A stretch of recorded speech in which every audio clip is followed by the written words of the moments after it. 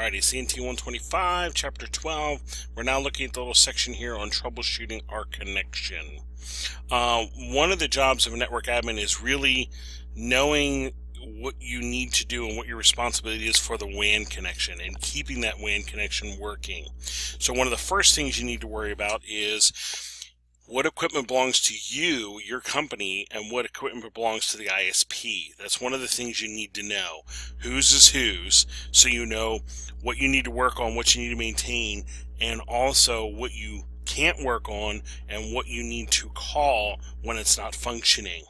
So they throw out the term customer premise equipment with a CPE. That's equipment located on the customer's premise regardless of who owns it, who's responsible for it. But I need to know, again, what is our equipment. That's our job to maintain. That's our job to power. That's our job to replace, upgrade, fix, repair, however you want to think about it. Also, what is the ISP's equipment?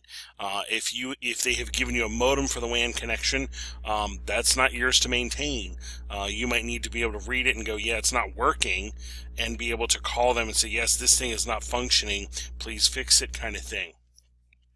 But you have to know kind of whose is whose, what's responsibility, who's responsible for what, if you will.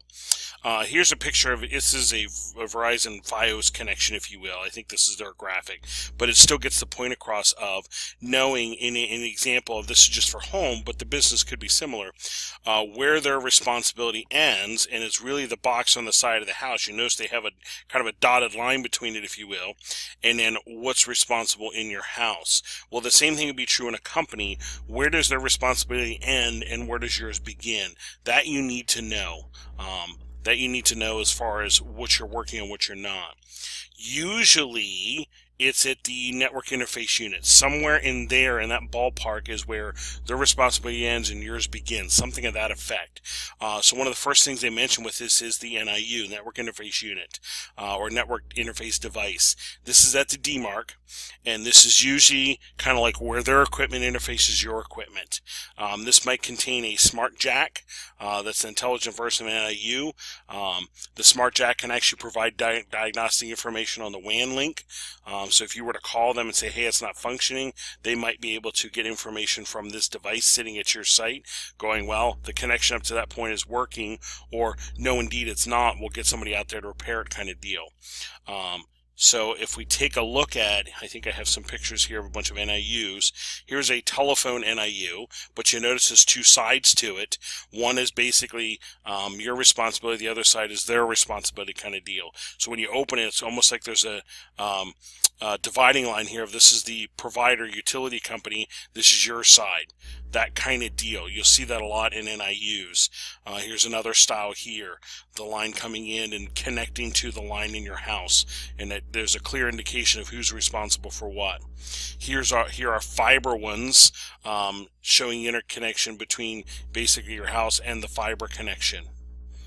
Here's a series of T1s. This is a T1 smart jack. Here's a whole bunch of T1 smart jacks. And you see the connection coming in. This is actually connecting into this box, this smart jack. And there is actually diagnostic information here. There's link lights here indicating that it's working or it's not working. And a lot of times they can get information from that. You might run into a line driver, basically a repeater. The signaling coming from the provider to you might need to get boosted, and or from you back to them might need to get boosted, kind of thing. So there might actually be a line driver here to boost the signal from, branch office to main office, kind of deal. I'm just showing you. Here's a couple examples of line drivers. Here's a copper repeater, if you will. Here's a fiber repeater. This is a T1 fiber optic line driver. Okay. There might be equipment like this here to boost signals. You might also find CSUD DSUs, channel service unit, data service unit. Again, this is placed typically at the customer site. And what you find here is a CSUD DSU. The CSU is responsible for connection to telecom network. and the DSU is responsible for managing interface with the DTE. Okay, so this piece of equipment is literally kind of like a WAN modem, if you will, kind of like a WAN modem, if you will, for your connection for the entire LAN. And a CSU DSU can come in various forms. Here's a really old style of CSU DSU, and what you would have is maybe a T1 connecting into here. CSU DSU modem, if you will, is going to convert that to signaling to be able to come into my router and into my LAN. So this is almost like a modem for my WAN connection. A more modern version is you literally have a there we go. You have a module that's inserted into a router, and if you read that carefully, that little label there, where carefully you see T1 DSU CSU. That is actually a CSU DSU in a module that could be connected right into my router. So almost like a WAN module connected right into it. So common issues to look for on our equipment is starting right at the interfaces. Do I have my interfaces configured correctly? And do I have my interfaces, that's IP address and default gateway, subnet mask, those kinds of things, are they configured correctly? In addition, do I have those ports turned on correctly? If you remember, no shutdowns, that kind of thing. All that needs to be done correctly on my side. And really, that might be my LAN and my WAN port, if you think of it that way. Both of those need to be correct.